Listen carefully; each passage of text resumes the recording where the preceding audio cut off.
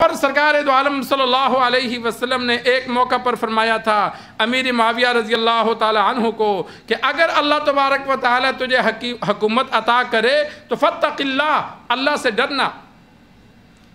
آپ صلی اللہ علیہ وسلم کے دور میں امیر معاویہ رضی اللہ تعالی عنہ غریب تھے۔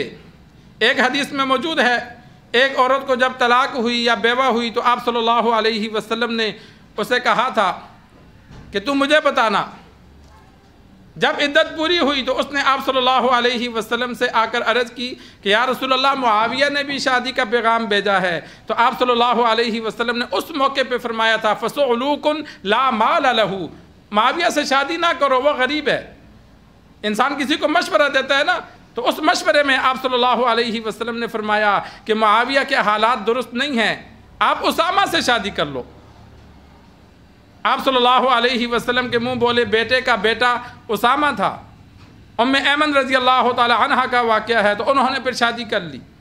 تو یہ سرکار دو عالم صلی اللہ علیہ وسلم کے دور میں بھی تو امیر معاویہ رضی اللہ تعالی عنہ جب امیر المؤمنین بنے، 20 سال گورنر رہے، 20 سال تقریباً مسلمانوں کے امیر المؤمنین رہے۔ کفار نے بھی تاریخ لکھی، مسلمانوں نے بھی تاریخ لکھی۔ البدایہ والنہایہ والے نے امیر معاویہ رضی اللہ تعالی عنہ کی فتوحات پر 5 جلدیں لکھی۔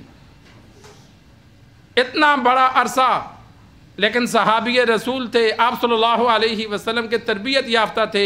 ایک واقعہ بھی دشمن آج تک ثابت نہیں کر سکا کہ امیر معاویہ کے دور میں کسی کا حق تلفی ہوئی ہو، کسی پر ظلم ہوا ہو۔ آج کل تو پورے ملک میں حاکم کا رابطہ ہوتا ہے، میڈیا کا دور آ گیا، لیکن اس دور میں تو میڈیا نہیں تھا۔ اس دور میں تو قاصد کو بھیجتے تھے تو 6 مہینے بعد جا کے جواب آتا تھا۔ قاصد اونٹ پہ جاتا تھا، اگلے شہر میں پیغام دیتا تھا، پھر پیغام واپس آتا تھا۔ 6 مہینے تو ایک پیغام کے لیے لگ جاتے تھے۔ ہونا یہ تھا کہ جس علاقے میں گورنر مقرر کیا جاتا وہ اپنے علاقے کا کنٹرول پورا رکھتا تھا۔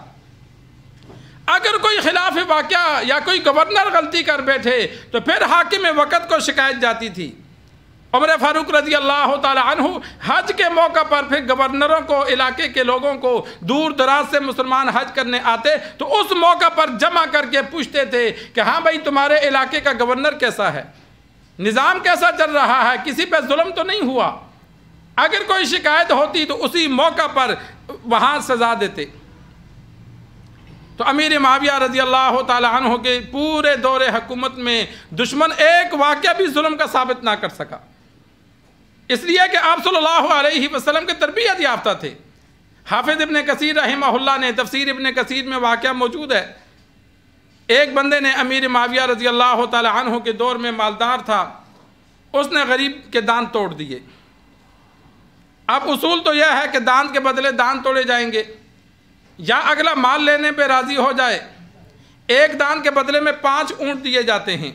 آج اسلامی قانون نہیں ہے، اسلامی قانون نافذ کر کے دیکھو، پورے پاکستان میں دوسرے پہ ہاتھ اٹھانا بھی بند ہو جائے گا۔ جب ایک دان توڑنے کے بدلے 5 اونٹ دینے پڑیں گے نا تو 100 بار بندہ سوچے گا کہ میں توڑوں یا نہ توڑوں۔ ایک بندے کو قتل کرنے کے بدلے کتنے اونٹ دیے جاتے ہیں؟ 100 اونٹ دیا جاتا ہے۔ اور اس وقت تقریباً اونٹ کتنے کا ہے؟ سب سے سستا اونٹ 1.5 لاکھ کا جا کے ملتا ہے۔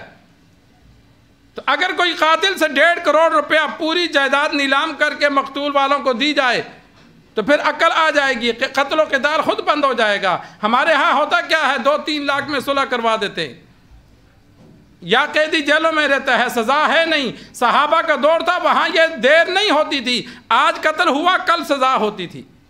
آپ صلی اللہ علیہ وسلم تو اسی وقت سزا دیتے تھے، کبھی ایسا نہیں ہوا کہ اچھا کل سزا دیں گے، نہیں۔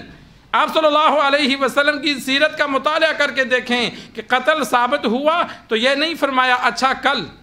ایک یہودی بچی تھی، ایک یہودی نے اس بچی سے ہار چھینے، پھر اس کو ڈر لگا کہیں بتا نہ دے تو اس نے بچی کو پتھر کے ساتھ اس کا سر کچلا، بچی مری نہیں، بولنا بند ہو گیا، شدید زخمی ہو گئی۔ آپ صلی اللہ علیہ وسلم کے پاس یہودی بچی کو لے کر آئے کہ پتہ نہیں کسی نے مار دیا۔ تو جو مدینہ کے کچھ مجرم تھے، آپ صلی اللہ علیہ وسلم نے ان یہودیوں کا نام لیا کہ فلاں نے مارا ہے، فلاں نے مارا ہے، وہ سر ہلاتی نہیں۔ جب اس یہودی کا نام لیا تو اس نے کہا ہاں، سر ہلایا، کس نے مارا ہے؟ آپ صلی اللہ علیہ وسلم نے فرمایا پکڑ کے لاؤ۔ اس کو پکڑ کے لایا، وہ مان گیا ہاں میں نے مارا ہے۔ تو اسی وقت آپ صلی اللہ علیہ وسلم نے یہ نہیں فرمایا کہ صلح کرو، مال دو، نہیں، اسی وقت صحابہ کو حکم دیا جاؤ اس کا سر بھی کچل دو۔ اسی وقت مجمع جمع کیا اور نیچے اس کا سر رکھ کے اوپر پتھروں سے کچل کے اسے قتل کر دیا۔ یہ اسلام کا قانون ہے کہ مجرم کو فوراً سزا دو۔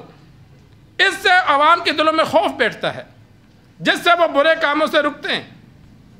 تو امیر معاویہ رضی اللہ تعالی عنہ کے دور میں جب دانت توڑ دیے گئے تو وہ غریب بندہ ڈٹ گیا کہ میں تو بھائی اس کے دانت ہی توڑوں گا۔ بڑے بڑے سرداروں نے ہر طرح کی مال کی پیشکش کی، لیکن بات نہیں بنی۔ امیر معاویہ رضی اللہ تعالی عنہ تک بات چلی گئی۔ امیر معاویہ رضی اللہ تعالی عنہ آدھی دنیا سے زیادہ پر حکمران ہیں، لیکن ظلم نہیں۔ اسے بلایا اور اس کے ساتھ سفارش کی کہ آدھی دنیا سے زیادہ پر حکمران ہوں، جتنی حکومت چاہتا ہے لے لے، تجھے حاکم بنا دیتا ہوں، اس کو چل معاف کر دے یا پیسے لے لے جتنا لینا چاہتا ہے۔ اس نے کہا نہیں، میں نے تو دانت ہی توڑنے۔ اس کو پتا تھا کہ امیر معاویہ رضی اللہ تعالی عنہ چاہے آدھی دنیا سے زیادہ پر حکمران ہیں، لیکن اسلام میں جو عدل ہے اس میں رکاوٹ نہیں بنیں گے۔ جب کوئی حل نہ نکلا تو امیر معاویہ رضی اللہ تعالی عنہ نے فیصلہ دیا جاؤ دانت توڑ دو۔ اس مالدار کو پکڑ کے لے کے جا رہے تھے، مجمع بڑا جمع، تماشا دیکھنے کے لیے لوگ۔ آگے راستے میں ابو درداء رضی اللہ تعالی عنہ بیٹھے تھے، صحابی رسول بیٹھے تھے۔ انہوں نے پوچھا یار کیا ہو گیا، آج کون قابو میں آیا؟ لوگوں نے بتایا اس نے دانت توڑے ہیں، ہر طرح سے کوشش کی لیکن یہ دوسرا بندہ نہیں مان رہا۔ وہ کہتا ہے میں نے دانت ہی توڑوانے ہیں، تو ابھی فیصلہ ہوا ہے کہ اس کے دانت توڑے جائیں۔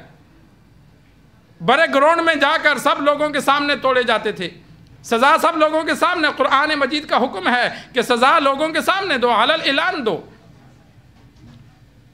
تو ابو درداء رضی اللہ تعالی عنہ نے فرمایا میں نے سرکار دو عالم صلی اللہ علیہ وسلم کا فرمان سنا ہے، جو بدلہ لینے پر قادر ہو، ایک تو ہے نا کہ ہماری طرح بیچارہ مجبور ہے، بدلہ لے نہیں سکتا، خاموشی اختیار کرتا ہے، اس پر بھی اجر ہے، لیکن بندہ بدلہ لینے پر قادر ہو، بدلہ لے سکتا ہے لیکن پھر صبر کرتا ہے، بدلہ نہیں لیتا، معاف کر دیتا ہے، فرمایا اللہ میدان حشر میں اسے معاف فرمائے گا۔ وہ غریب آگے ہوا، اس نے کہا ابو درداء آپ نے خود یہ حدیث سنی؟ ابو درداء رضی اللہ تعالی عنہ نے پھر سنائی کہ ہاں میں نے خود آپ صلی اللہ علیہ وسلم کا یہ فرمان سنا، جو بدلہ لینے پر قادر ہو لیکن اگلے بندے کو معاف کر دے، نہ بدلہ لے، کل اللہ تبارک و تعالی میدان حشر میں اسے معاف فرما دے گا۔ اس نے کہا جاؤ میں نے اللہ کے لیے معاف کر دیا۔ تو یہ صحابہ کا دور تھا، کسی پر ظلم نہیں ہوتا تھا۔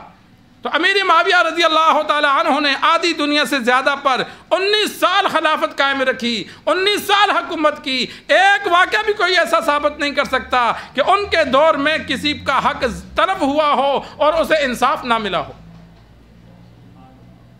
یہ صحابہ تھے۔